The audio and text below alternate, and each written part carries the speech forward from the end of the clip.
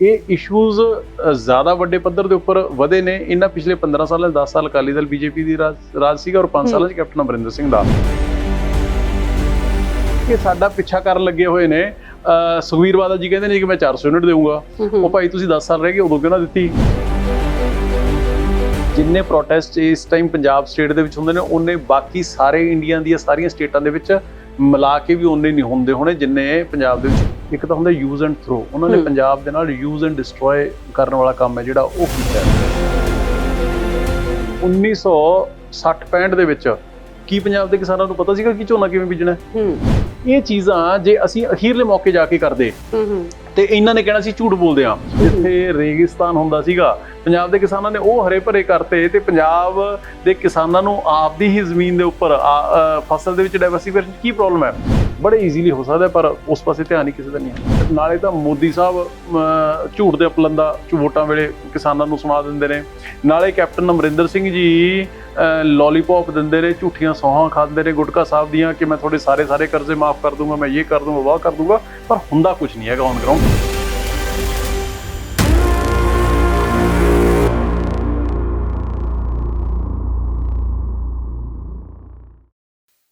ਸਲਾਮ, ਨਮਸਤੇ, ਸਤਿ ਸ਼੍ਰੀ ਅਕਾਲ ਦੋਸਤੋ। ਤੁਸੀਂ ਦੇਖ ਰਹੇ ਹੋ ਇਸ ਪੰਚਾਬ, ਮੈਂ ਜਿੰਦੀ ਮਾਜਰੀ ਤੇ ਲੈ ਕੇ ਹਾਜ਼ਰ ਹੋ ਗਈ ਹਾਂ ਇੱਕ ਵਾਰ ਫਿਰ ਦ ਪੋਲੀਟੀਕਲ ਐਜ।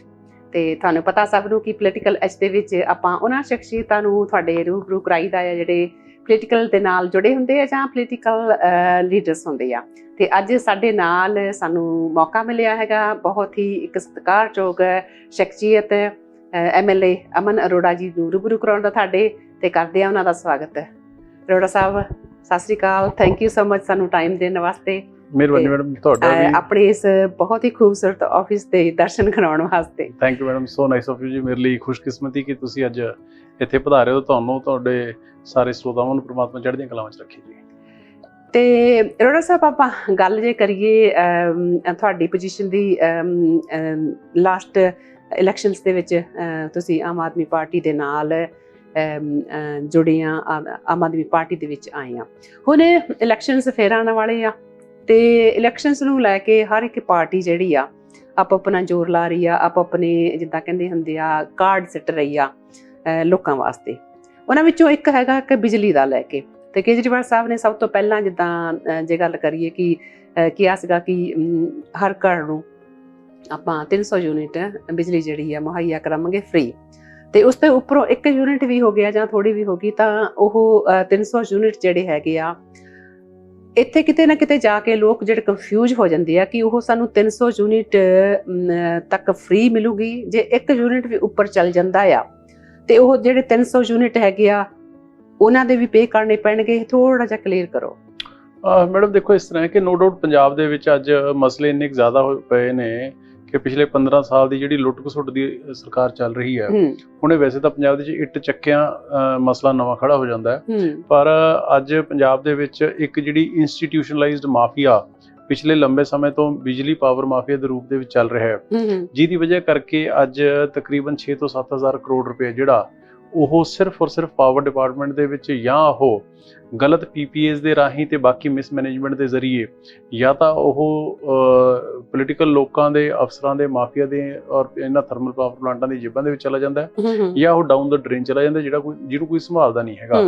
ਅਸੀਂ ਸਾਡੀ ਇੱਕ ਕੋਰ ਇਸ਼ੂ ਦਿੱਲੀ ਦੇ ਵਿੱਚ ਵੀ ਰਿਹਾ, ਅਰਵਿੰਦ ਜੀ ਜਦੋਂ ਆਏ ਸੀ ਉੱਥੇ ਵੀ ਮੀਟਰ ਮਾਫੀਆ ਖਤਮ ਕੀਤਾ ਸੀਗਾ ਤੇ ਹੁਣ ਵੀ ਪਿਛਲੇ ਦਿਨਾਂ ਦੇ ਵਿੱਚ ਉਸੇ ਸੰਬੰਧ ਵਿੱਚ ਪਹਿਲੀ ਗਾਰੰਟੀ ਦੇ ਕੇ ਗਏ ਨੇ, ਜਿਹਦੇ ਵਿੱਚ ਉਹਨਾਂ ਨੇ ਕਿਹਾ ਕਿ ਜਿੰਨੇ SC BPO ਸੈਕਸ਼ਨ ਨੇ ਉਹਨਾਂ ਨੂੰ 600 ਯੂਨਿਟ ਪਰ ਬਿਲਿੰਗ ਸਾਈਕਲ ਯਾਨੀ ਕਿ 2 ਮਹੀਨੇ ਦਾ ਉਹ ਮਾਫ ਹੋਏਗਾ। ਜੇ ਉਸ ਤੋਂ ਉੱਪਰ ਕੁਝ ਆਉਂਦਾ ਤਾਂ ਸਿਰਫ ਔਰ ਸਿਰਫ ਐਡੀਸ਼ਨਲ ਉਨਾ ਹੀ ਪੇ ਕਰਨਾ ਪਏਗਾ।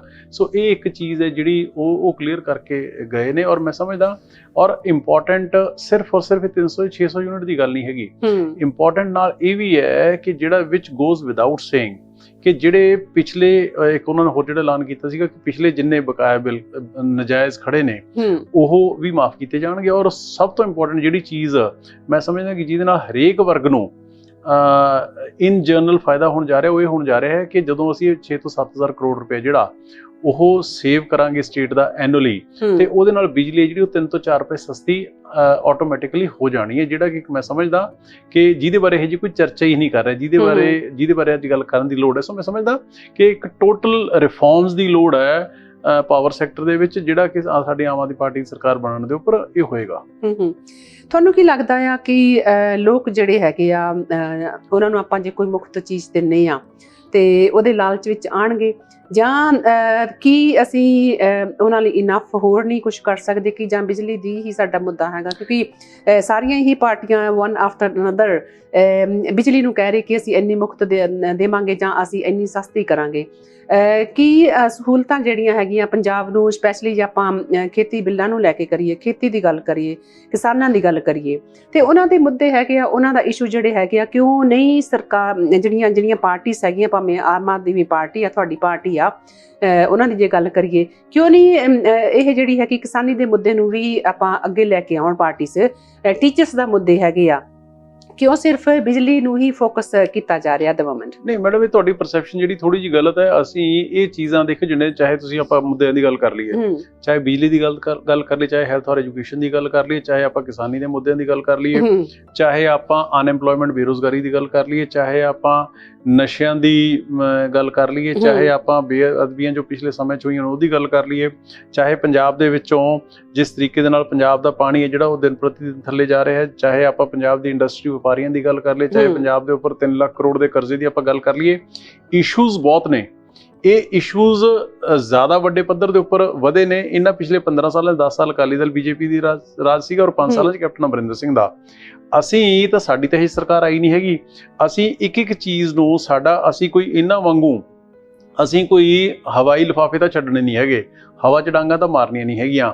ਅਸੀਂ ਸਾਡਾ ਕੋਈ ਵੀ ਜੋ ਅਰਵਿੰਦ ਕੇਜਰੀਵਾਲ ਜੀ ਆਮ ਆਦਮੀ ਪਾਰਟੀ ਜੋ ਅਨਾਉਂਸ ਕਰਦੀ ਹੈ, ਜੋ ਵਾਅਦਾ ਕਰਦੀ ਹੈ ਲੋਕਾਂ ਦੇ ਨਾਲ, ਜੋ ਗਰੰਟੀ ਕਰਦੀ ਹੈ, ਉਹਦੇ ਉੱਪਰ ਪ੍ਰੋਪਰ ਥੋਰੋ ਸਟੱਡੀ ਹੁੰਦੀ ਹੈ, ਉਹਦਾ ਕਰੰਟ ਸਿਚੁਏਸ਼ਨ ਕੀ ਹੈ ਤੇ ਕੀ ਕੁਛ ਇਹਦੇ ਵਿੱਚ ਹੋ ਸਕਦਾ ਹੈ, ਔਰ ਆਉਣ ਵਾਲੇ ਸਮੇਂ ਦੇ ਵਿੱਚ ਕੀ ਕੁਛ ਕਰਕੇ ਅਸੀਂ ਕਿੱਥੇ ਪਹੁੰਚਣਾ, ਸਾਡਾ ਰੋਡ ਮੈਪ ਕੀ ਹੈ, ਉਹਦੇ ਉੱਪਰ ਪ੍ਰੋਪਰ ਸਟੱਡੀ ਹੈ ਜਿਹੜੀ ਉਹ ਹੁੰਦੀ ਹੈ। ਬਿਜਲੀ ਦੀ ਅਰਵਿੰਦ ਜਿਹੜੀ ਤੁਸੀਂ ਕਿਹਾ ਵੀ ਸਿਰਫ ਔਰ ਸਿਰਫ ਬਿਜਲੀ, ਅਸੀਂ ਇਹ ਤਾਂ ਨਹੀਂ ਕਿਹਾ ਕਿ ਸਿਰਫ ਔਰ ਸਿਰਫ ਇੱਕੋ ਹੀ ਗਰੰਟੀ ਹੈ ਜਾਂ ਅਖੀਰਲੀ ਗਰੰਟੀ ਹੈ। ਅਰਵਿੰਦ ਕੇਜਰੀਵਾਲ ਜੀ ਦੀ ਪਹਿਲੀ ਗਰੰਟੀ, ਦੈਟ ਮੀਨਸ ਕਿ ਇਹ ਸ਼ੁਰੂਆਤ ਹੈ।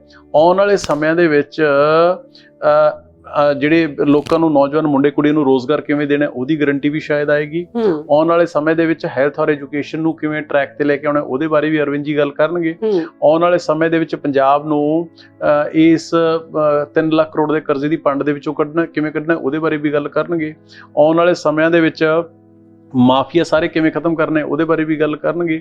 ਆਉਣ ਵਾਲੇ ਸਮੇਂ ਦੇ ਵਿੱਚ ਅਸੀਂ ਕਿਸਾਨੀ ਨੂੰ ਲਾਹੇਵੰਦ ਧੰਦਾ ਬਣਾ ਕੇ ਕਿਸਾਨਾਂ ਨੂੰ ਆਪਦੇ ਪੈਰਾਂ ਸਿਰ ਕਿਵੇਂ ਖੜਾ ਕਰਨਾ ਹੈ, ਅਸੀਂ ਉਹਦੇ ਬਾਰੇ ਵੀ ਗੱਲ ਕਰਾਂਗੇ। ਸੋ ਹਰੇਕ ਪੁਆਇੰਟ ਦੇ ਉੱਪਰ, ਹਰੇਕ ਸਬਜੈਕਟ ਦੇ ਉੱਪਰ, ਹਰੇਕ ਇਸ਼ੂ ਦੇ ਉੱਪਰ ਪ੍ਰੋਪਰ ਥੋਰੋ ਸਟੱਡੀ ਹੈ ਜਿਹੜੀ ਉਹ ਚੱਲ ਰਹੀ ਹੈ, ਰੋਡ ਮੈਪ ਹੈ ਜਿਹੜਾ ਉਹ ਬਣ ਰਿਹਾ। ਪਰ ਹਾਂ, ਡੈਫੀਨੇਟਲੀ ਉਹਨੂੰ ਜਿਹੜਾ ਅਨਾਉਂਸ ਹੈ ਉਹ ਪਾਰਟੀ ਸੁਪਰੀਮੋ ਅਰਵਿੰਦ ਕੇਜਰੀਵਾਲ ਜੀ ਉਹ 1 ਬਾਏ 1 ਕਰਨਗੇ, ਤਾਂ ਕਿ ਅਸੀਂ ਆਪਦੀ ਗੱਲ ਲੋਕਾਂ ਦੇ ਵਿੱਚ ਲਿਜਾ ਕੇ ਉਹਨਾਂ ਨੂੰ ਸਮਝਾਉਣ ਦਾ ਮੌਕਾ ਜਿਹੜਾ ਉਹ ਮਿਲ ਸਕੇ। ਹੁਣ ਅਸੀਂ ਅੱਜ ਅਰਵਿੰਦ ਕੇਜਰੀਵਾਲ ਜੀ ਨੇ ਅਨਾਉਂਸ ਕੀਤਾ ਕਿ 300 ਯੂਨਿਟ ਪਰ ਮੰਥ ਬਿਜਲੀ ਦੇਵਾਂਗੇ, ਪਿਛਲੇ ਸਾਰੇ ਬਿੱਲ ਨੇ ਉਹ ਮਾਫ ਕਰਾਂਗੇ, ਬਿਜਲੀ 3 ਤੋਂ 4 ਰੁਪਏ ਸਸਤੀ ਕਰਾਂਗੇ। ਇਹ ਚੀਜ਼ਾਂ ਜੇ ਅਸੀਂ ਅਖੀਰਲੇ ਮੌਕੇ ਜਾ ਕੇ ਕਰਦੇ ਤੇ ਇਹਨਾਂ ਨੇ ਕਹਿਣਾ ਅਸੀਂ ਝੂਠ ਬੋਲਦੇ ਹਾਂ। ਹੁਣ ਅਸੀਂ ਪਿੰਡੋਂ ਪਿੰਡੀ ਜਾ ਕੇ ਲੋਕਾਂ ਦੇ ਦਾ ਦਰਵਾਜ਼ਾ ਖੜਕਾ ਰਹੇ ਹਾਂ, ਉਹਨਾਂ ਦੇ ਰਜਿਸਟ੍ਰੇਸ਼ਨ ਫਾਰਮ ਹੈ ਜਿਹੜਾ ਉਹ ਭਰ ਰਹੇ ਹਾਂ ਤੇ ਇਹਨਾਂ ਨੂੰ ਚੈਲੰਜ ਕਰ ਰਹੇ ਹਾਂ ਕਿ ਭਾਈ ਦੱਸੋ, ਜੇ ਅਸੀਂ ਗਲਤ ਕਹਿ ਰਹੇ ਹਾਂ ਤਾਂ ਦੱਸੋ। ਹੁਣ ਪਤਾ ਹੈ ਕਿ ਅਸੀਂ ਕਰ ਰਹੇ ਹਾਂ, ਕਹਿ ਰਹੇ ਹਾਂ, ਜੋ ਕਹਿ ਰਹੇ ਹਾਂ ਉਹ ਕਰਕੇ ਵੀ ਦਿਖਾਵਾਂਗੇ। ਹੁਣ ਉਸ ਦੇ ਦੌੜ ਦੇ ਵਿੱਚ ਇਹ ਸਾਡਾ ਪਿੱਛਾ ਕਰਨ ਲੱਗੇ ਹੋਏ ਨੇ। ਸੁਖਬੀਰ ਬਾਦਲ ਜੀ ਕਹਿੰਦੇ ਨੇ ਕਿ ਮੈਂ 400 ਯੂਨਿਟ ਦੇਵਾਂਗਾ, ਉਹ ਭਾਈ ਤੁਸੀਂ 10 ਸਾਲ ਰਹਿ ਗਏ ਉਦੋਂ ਕਿਉਂ ਨਾ ਦਿੱਤੀ। ਨਵਜੋਤ ਸਿੱਧੂ ਜੀ ਕਹਿੰਦੇ ਨੇ ਮੈਂ ਕਿ 3 ਰੁਪਏ ਯੂਨਿਟ ਦਊਂਗਾ। ਮੈਨੂੰ ਸਮਝ ਨਹੀਂ ਆਉਂਦੀ ਹੈਗੀ ਮੈਡਮ ਕਿ ਨਵਜੋਤ ਸਿੰਘ ਸਿੱਧੂ ਜੀ ਸਤਿਕਾਰਯੋਗ ਨੇ ਸਾਡੇ, ਮੈਂ ਬਹੁਤ ਸਤਿਕਾਰ ਕਰਦਾ ਉਹਨਾਂ ਦਾ, ਪਰ ਸਵਾਲ ਇਹ ਹੈ ਕਿ ਉਹ ਰਾਜ ਭਾਗ ਕਰਨ ਵਾਲੀ ਰੂਲਿੰਗ ਪਾਰਟੀ ਦੇ ਪ੍ਰਧਾਨ ਨੇ ਜਾਂ ਕਿਸੇ ਆਪੋਜੀਸ਼ਨ ਪਾਰਟੀ ਦੇ ਪ੍ਰਧਾਨ ਨੇ, ਕਦੋਂ ਦੇਣਗੇ? ਅੱਜ ਤਾਂ ਪਾਰਟੀ ਉਹਨਾਂ ਦੀ ਹੈ, ਉਹਨਾਂ ਦੀ ਪਾਰਟੀ ਦਾ ਪੰਜਾਬ ਦੇ ਵਿੱਚ ਰਾਜ ਭਾਗ ਹੈ। ਸੋ ਇਹ ਉਹਨਾਂ ਨੂੰ ਜੇ ਕਰਨਾ ਚਾਹੁੰਦੇ ਨੇ ਜਾਂ ਕਰਾਉਣ ਦੀ ਹਿੰਮਤ ਰੱਖਦੇ ਨੇ ਤੇ ਉਹਨਾਂ ਨੂੰ ਅੱਜ ਹੀ ਇਹ ਫੈਸਲਾ ਪੰਜਾਬ ਸਰਕਾਰ ਤੋਂ ਕਰਾਉਣਾ ਚਾਹੀਦਾ ਕਿ 3 ਰੁਪਏ ਯੂਨਿਟ ਜਿਹੜੀ ਬਿਜਲੀ ਹੈ ਉਹ ਪੰਜਾਬ ਦੇ ਲੋਕਾਂ ਨੂੰ ਦਿਓ, ਪਰ ਕਰਨਾ ਨਹੀਂ ਹੈਗਾ। ਇਸ ਕਰਕੇ ਸਿਰਫ ਔਰ ਸਿਰਫ ਗੱਲਾਂ ਹੋ ਰਹੀਆਂ ਨੇ। ਸਾਡਾ ਜੋ ਅਰਵਿੰਦ ਕੇਜਰੀਵਾਲ ਜੀ ਅਨਾਉਂਸ ਕਰਕੇ ਗਏ ਨੇ ਔਰ ਜੋ ਅਸੀਂ ਅੱਗੇ ਨੂੰ ਵੀ ਕਰਾਂਗੇ, ਕੱਲੇ ਇਸ਼ੂ ਦੇ ਉੱਪਰ ਮੈਂ ਤੁਹਾਨੂੰ ਦਾਅਵੇ ਦੇ ਨਾਲ ਕਹਿਣਾ ਕਿ ਸਾਡਾ ਜੋ ਪਲਾਨ ਹੋਏਗਾ ਕੱਲੇ ਇਸ਼ੂ ਦੇ ਉੱਪਰ ਤੁਸੀਂ ਬਾਕੀ ਸਾਡੇ ਵੱਡੇ ਲੀਡਰਸ ਤੋਂ ਛੋਟੇ ਜਿਹੇ ਵਰਕਰ ਦੀ ਤੁਸੀਂ ਕੈਪਟਨ ਅਮਰਿੰਦਰ ਸਿੰਘ ਜੀ ਨਾਲ ਜਾਂ ਸੁਖਬੀਰ ਬਾਦਲ ਜੀ ਉਹਨਾਂ ਨਾਲ ਡਿਬੇਟ ਕਰਾ ਦਿਓ ਤੇ ਉਹਨੂੰ ਸਮਝਾਵਾਂਗੇ ਅਸੀਂ ਕਿ ਸਾਡਾ ਕੀ ਰੋਡ ਮੈਪ ਹੈ, ਕੀ ਵਿਜ਼ਨ ਹੈ ਤੇ ਕਿਵੇਂ ਕਰਾਂਗੇ। ਅਸੀਂ ਹਵਾਈ ਗੱਲਾਂ ਨਹੀਂ ਕਰਦੇ ਹੈਗੇ।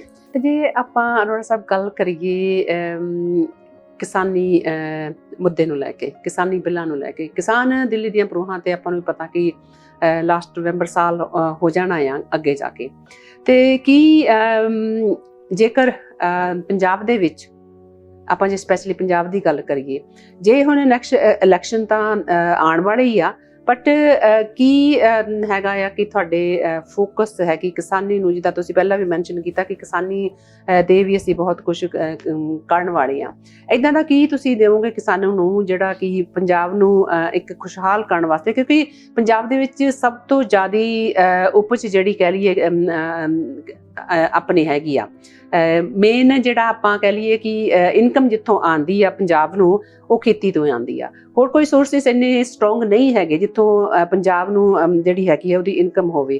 ਕੀ ਲਿਆ ਰਹੇ ਆ ਸਪੈਸ਼ਲ ਤੁਸੀਂ ਪੰਜਾਬ ਦੇ ਕਿਸਾਨਾਂ ਵਾਸਤੇ? ਦੇਖੋ ਮੈਡਮ, ਇਹਦੇ ਬਾਰੇ ਜ਼ਿਆਦਾ ਇਲੈਬੋਰੇਟਡ ਤਰੀਕੇ ਦੇ ਨਾਲ ਤਾਂ ਆਉਣ ਵਾਲੇ ਸਮੇਂ ਦੇ ਵਿੱਚ ਅਰਵਿੰਦ ਕੇਜਰੀਵਾਲ ਜੀ ਖੁਦ ਪਾਰਟੀ ਆਪ ਹੀ ਕਰੇਗੀ, ਪਰ ਮੇਰਾ ਜੋ ਇੰਡੀਵਿਜੂਅਲ, ਮੇਰੀ ਜੋ ਆਪਣੀ ਸੋਚ ਹੈ ਉਹ ਇਹ ਹੈ ਕਿ ਦੇਸ਼ ਦੀਆਂ ਸਰਕਾਰਾਂ ਨੇ ਸਮੇਂ-ਸਮੇਂ ਪੰਜਾਬ ਨੂੰ, ਇੱਕ ਤਾਂ ਹੁੰਦਾ ਯੂਜ਼ ਐਂਡ ਥਰੋ, ਉਹਨਾਂ ਨੇ ਪੰਜਾਬ ਦੇ ਨਾਲ ਯੂਜ਼ ਐਂਡ ਡਿਸਟਰੋਏ ਕਰਨ ਵਾਲਾ ਕੰਮ ਹੈ ਜਿਹੜਾ ਉਹ ਕੀਤਾ।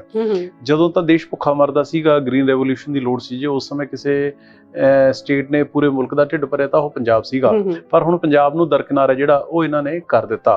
ਹੁਣ ਸਵਾਲ ਇਹ ਹੈ ਕਿ ਜਿਹੜਾ ਹੁਣ ਜੋ ਕਿਸਾਨੀ ਦੇ ਹਾਲਾਤ ਬਣੇ ਪਏ ਨੇ, ਉਹਦਾ ਤਰੀਕਾ ਇੱਕੋ ਹੀ ਹੈ, ਇਹਦੇ 'ਚ ਕੋਈ ਦੋ ਰਾਏ ਨਹੀਂ ਕਿ ਪੰਜਾਬ ਨੂੰ ਕਣਕ ਔਰ ਝੋਨੇ ਦੇ ਸਾਈਕਲ ਦੇ ਵਿੱਚੋਂ ਨਿਕਲਣਾ ਪਏਗਾ। ਕਿਉਂਕਿ ਉਹਦੇ ਨਾਲ ਹੋ ਕੀ ਰਿਹਾ, ਜਦੋਂ 1 ਕਿਲੋ ਚਾਵਲ ਪੈਦਾ ਕਰਨਾ ਹੁੰਦਾ ਮੈਡਮ, ਉਦੋਂ 3500 ਤੋਂ ਲੈ ਕੇ 5000 ਲੀਟਰ ਪਾਣੀ ਹੈ ਜਿਹੜਾ ਉਹ ਲੱਗਦਾ 1 ਕਿਲੋ ਚੌਲ ਪੈਦਾ ਕਰਨ ਦੇ ਲਈ। ਚੌਲ ਸਾਡੀ ਖੁਰਾਕ ਹੈ ਨਹੀਂ ਪੰਜਾਬੀਆਂ ਦੀ, ਪੂਰੇ ਮੁਲਕ ਦਾ, ਸਾਊਥ ਇੰਡੀਅਨ ਦਾ ਪੇਟ ਭਰਨ ਦੇ ਲਈ ਅਸੀਂ ਆਪਦਾ ਪਾਣੀ ਜਿਹੜਾ ਉਹ ਵੀ ਖਤਮ ਕਰ ਰਹੇ ਹਾਂ। ਪੰਜਾਬ ਰੇਗਿਸਤਾਨ ਬਣਨ ਵਾਲੇ ਪਾਸੇ ਵੱਧ ਰਿਹਾ ਹੈ, ਸੋ ਇਸ ਕਰਕੇ ਉਹ ਸਾਈਕਲ ਦੇ ਵਿੱਚੋਂ ਤਾਂ ਨਿਕਲਣਾ ਪਏਗਾ।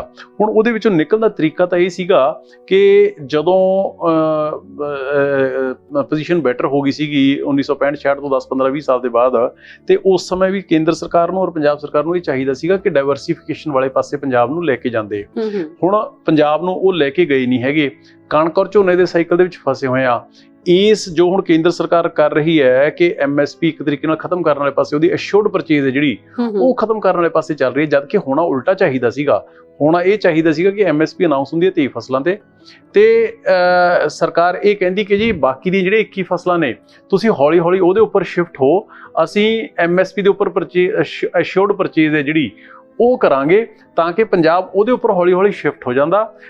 ਜਿਹੜੀ ਐਗਰੀਕਲਚਰ ਡਾਇਵਰਸੀਫਿਕੇਸ਼ਨ ਹੈ ਉਹ ਹੋ ਜਾਂਦੀ, ਔਰ ਉਹਦੇ ਨਾਲ ਇੱਕ ਇੰਡਸਟਰੀਅਲਾਈਜੇਸ਼ਨ ਦਾ ਮਾਹੌਲ ਬਣਨਾ ਚਾਹੀਦਾ ਸੀਗਾ, ਤਾਂ ਕਿ ਕ੍ਰੌਪ ਦੀ ਵੈਲਿਊ ਐਡੀਸ਼ਨ ਹੈ ਜਿਹੜੀ ਉਹ ਹੁੰਦੀ। ਉਹਦੇ ਨਾਲੇ ਤਾਂ ਨੌਜਵਾਨਾਂ ਨੂੰ ਰੋਜ਼ਗਾਰ ਮਿਲਦਾ, ਕ੍ਰੌਪ ਦੀ ਵੈਲਿਊ ਐਡੀਸ਼ਨ ਹੁੰਦੀ, ਸਟੇਟ ਦੀ ਇਕਨੋਮੀ ਦੇ ਵਿੱਚ ਪੈਸਾ ਜਿਹੜਾ ਉਹ ਸਰਕੂਲੇਟ ਹੁੰਦਾ, ਨੌਜਵਾਨਾਂ ਦੇ ਹੱਥਾਂ ਦੇ ਵਿੱਚੋਂ ਨਸ਼ਿਆਂ ਦੀਆਂ ਪੁੜੀਆਂ ਛੁੱਟ ਕੇ ਰੋਜ਼ਗਾਰ ਹੈ ਜਿਹੜਾ ਉਹ ਮਿਲ ਜਾਂਦਾ। ਸੋ ਇਹ ਤਰੀਕਾ ਸੀਗਾ ਜਿਹੜਾ ਕਿ ਦੋਨੋਂ ਸਰਕਾਰਾਂ ਨੂੰ, ਕੇਂਦਰ ਸਰਕਾਰ ਨੂੰ ਤੇ ਪੰਜਾਬ ਸਰਕਾਰ ਨੂੰ ਅਡਾਪਟ ਕਰਨਾ ਚਾਹੀਦਾ ਸੀਗਾ।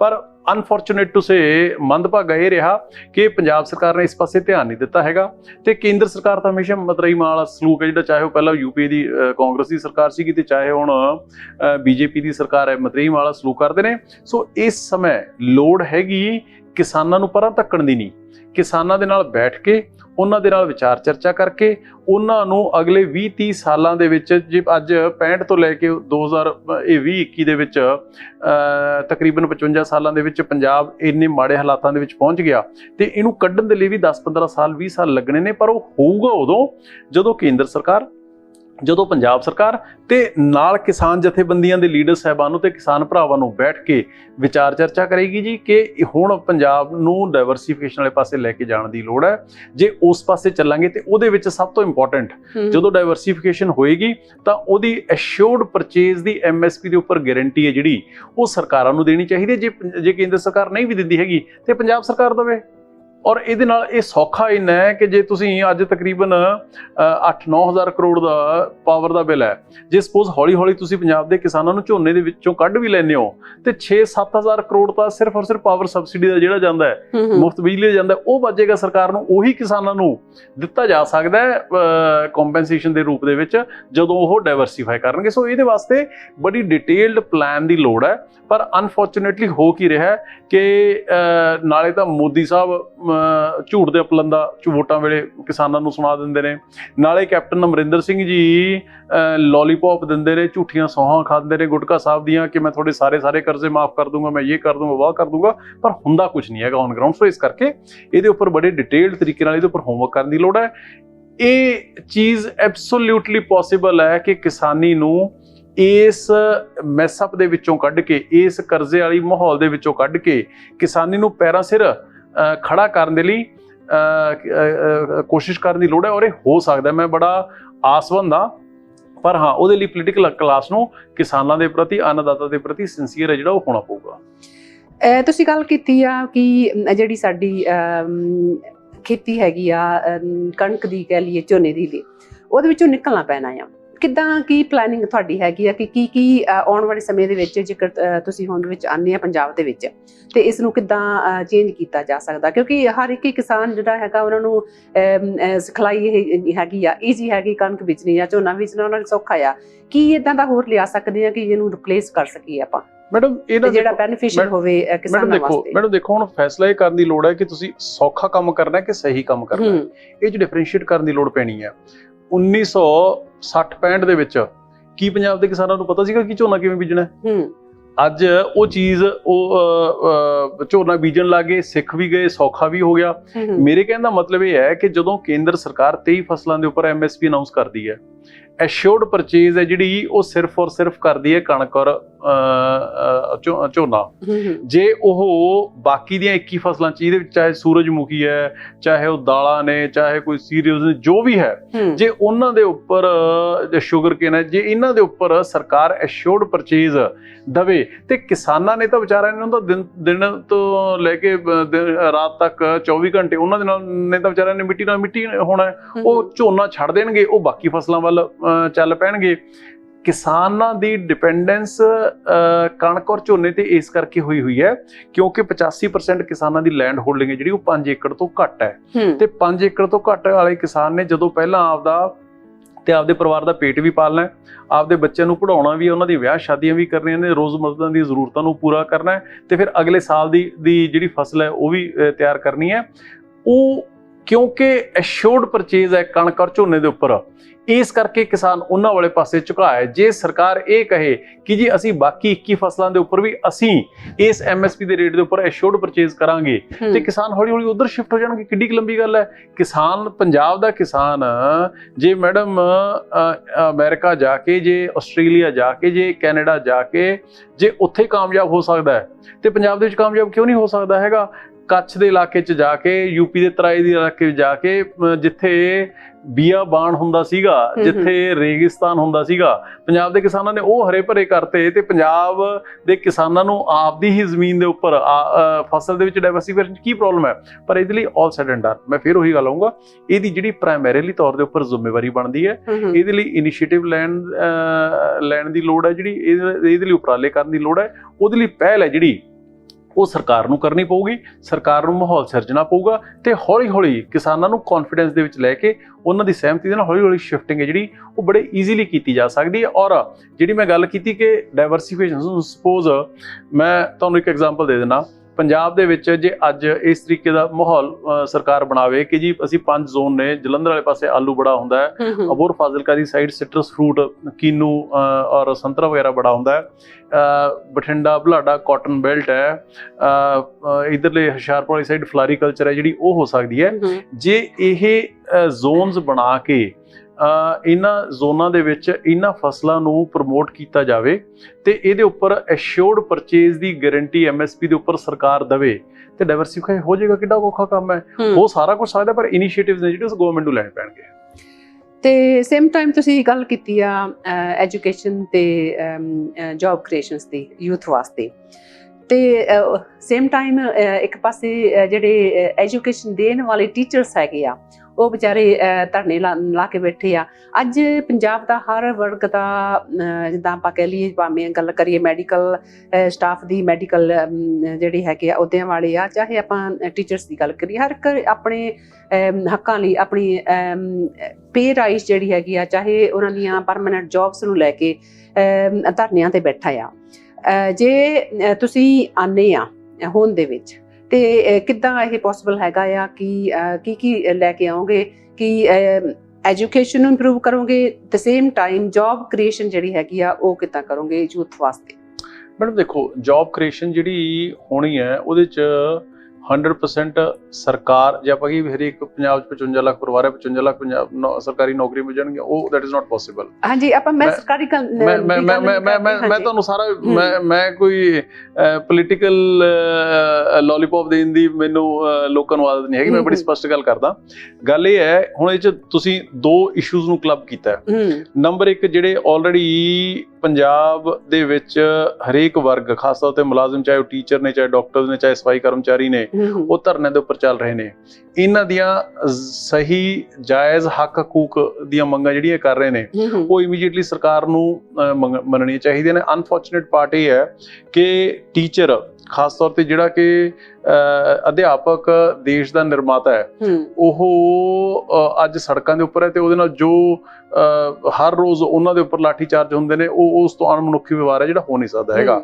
ਮੇਰੇ ਖਿਆਲ ਦੇ ਵਿੱਚ ਜਿੰਨੇ ਪ੍ਰੋਟੈਸਟ ਇਸ ਟਾਈਮ ਪੰਜਾਬ ਸਟੇਟ ਦੇ ਵਿੱਚ ਹੁੰਦੇ ਨੇ, ਉਹਨੇ ਬਾਕੀ ਸਾਰੇ ਇੰਡੀਆ ਦੀਆਂ ਸਾਰੀਆਂ ਸਟੇਟਾਂ ਦੇ ਵਿੱਚ ਮਿਲਾ ਕੇ ਵੀ ਉਹਨੇ ਨਹੀਂ ਹੁੰਦੇ ਹੋਣੇ ਜਿੰਨੇ ਪੰਜਾਬ ਦੇ ਵਿੱਚ ਹੋ ਰਹੇ ਨੇ। ਇਹਦੇ ਵਿੱਚ ਨਲਾਇਕੀ, ਇਹਦੇ ਵਿੱਚ ਜ਼ਿੰਮੇਵਾਰੀ ਜਿਹੜੀ ਉਹ ਕੈਪਟਨ ਅਮਰਿੰਦਰ ਸਿੰਘ ਦੀ ਸਰਕਾਰ ਦੀ ਹੈ, ਕਿਉਂਕਿ ਜਿੰਨੇ ਵਰਗ ਅੱਜ ਪ੍ਰੋਟੈਸਟ ਕਰ ਰਹੇ ਨੇ ਇਹ ਉਹੀ ਨੇ ਜਿਨ੍ਹਾਂ ਬਾਰੇ ਕੈਪਟਨ ਅਮਰਿੰਦਰ ਸਿੰਘ ਜੀ ਨੇ 2017 ਦੀ ਇਲੈਕਸ਼ਨ ਤੋਂ ਪਹਿਲਾਂ ਆਪਣੇ ਮੈਨੀਫੈਸਟੋ ਦੇ ਵਿੱਚ ਤੇ ਇਹਨਾਂ ਕੋਲ ਜਾ ਕੇ ਵਾਅਦੇ ਕੀਤੇ ਸੀਗੇ। ਹੁਣ ਜੇ ਕੋਈ ਆਪਦੇ ਵਾਅਦਿਆਂ ਤੋਂ ਮੁੱਕਰ ਜੇ, ਭੱਜ ਜੇ, ਤੇ ਉਦੋਂ ਫਿਰ ਹਾਲਾਤ ਤਾਂ ਵਿਗੜਨੇ ਨੇ ਜੇ ਹੈਡ ਆਫ ਦਾ ਸਟੇਟ ਇਸ ਤਰੀਕੇ ਦਾ ਵਿਵਹਾਰ ਕਰੇਗਾ।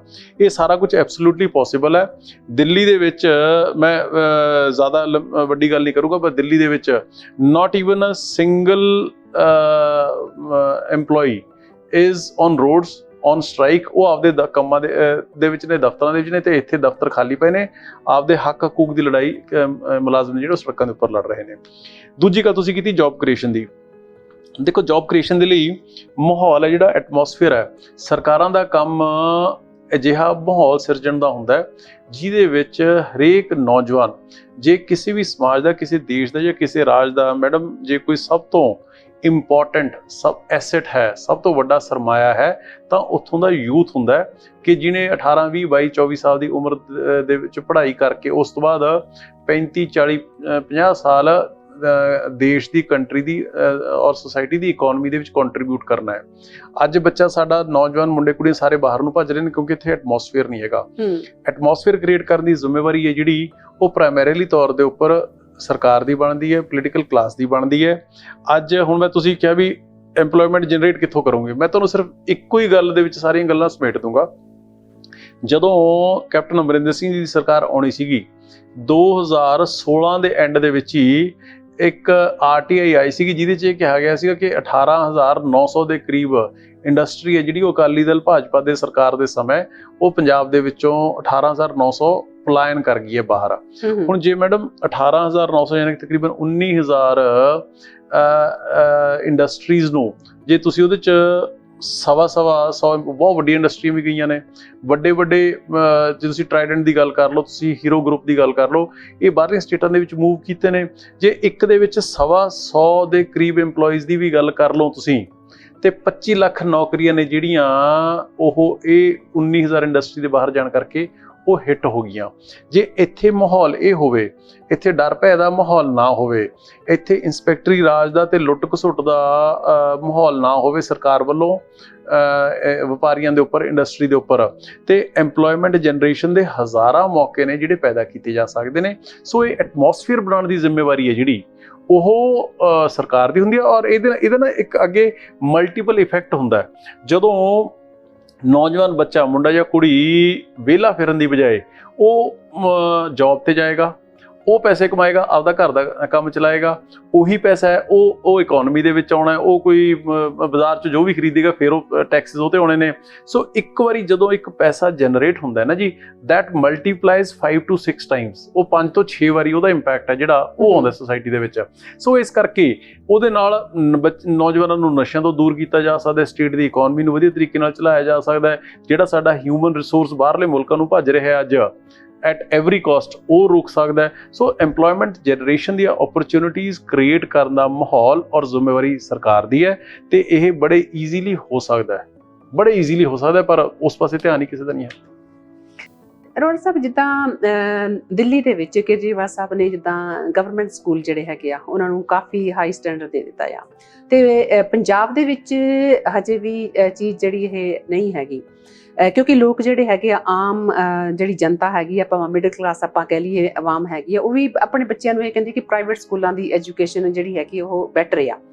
ਤੇ ਜਿਹੜੇ ਹੁਣ ਟੀਚਰਸ ਦੀ ਆਪਾਂ ਗੱਲ ਕਰਦੇ ਆ, ਚਾਹੇ ਉਹ ਕੱਚੇ ਟੀਚਰ ਆ ਤੇ ਉਹ ਪਰਮਾਨੈਂਟ ਹੋਣ ਦੀ ਹੈ, ਜਾਂ ਉਹਨਾਂ ਦੀ ਜਿੱਦਾਂ ਸੈਲਰੀਜ਼ ਨੂੰ ਲੈ ਕੇ ਗੱਲ ਚੱਲਦੀ ਹੈ ਕਿ 6-7 ਹਜ਼ਾਰ ਰੁਪਇਆ ਉਹਨਾਂ ਨੂੰ ਮਿਲ ਰਿਹਾ, ਕਿੱਦਾਂ ਪੋਸੀਬਲ ਹੋ ਸਕਦਾ ਆ ਕਿ ਉਹਨਾਂ ਨੂੰ ਪੱਕਿਆਂ ਕੀਤਾ ਜਾਵੇ ਜਾਂ ਇਹਨਾਂ ਦੀ ਸੈਲਰੀ ਵਧਾਈ ਜਾਵੇ? ਕੀ ਤੁਹਾਡੀ ਸਰਕਾਰ ਜਿਹੜੀ ਜੇ ਆਉਂਦੀ ਹੈ ਹੋਣ ਦੇ ਵਿੱਚ ਕੀ ਸਰਕਾਰੀ ਸਕੂਲਾਂ ਨੂੰ ਵਧੀਆ ਬਣਾ ਕੇ ਉਸ ਸਟੈਂਡਰਡ ਤੇ ਲੈ ਕੇ ਆਊਗੇ ਕਿ ਹਰ ਇੱਕ ਇਨਸਾਨ ਕਵੇ ਕਿ ਹਾਂਜੀ ਮੈਂ ਆਪਣੇ ਬੱਚਿਆਂ ਨੂੰ ਭੇਜਣਾ ਆ ਤੇ ਸਰਕਾਰੀ ਸਕੂਲ ਵਿੱਚ ਹੀ ਭੇਜਾਂਗੇ?